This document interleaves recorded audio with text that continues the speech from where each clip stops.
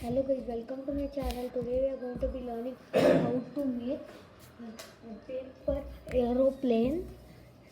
First you have to take a A4 size paper and fold it like this. Next you have to open the A4 size paper.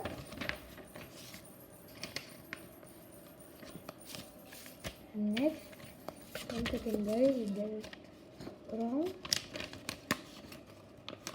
Do it like that. Now we'll get this part and do it like that, and take the another part and do it like that.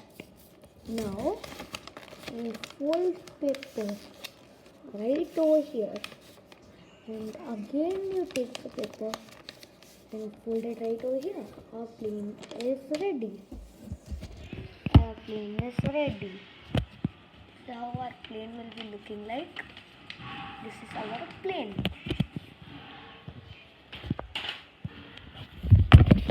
Once again guys, now let's switch the plane testing time.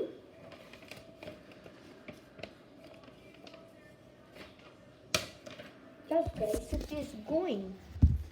So guys, thank you for watching. Bye bye.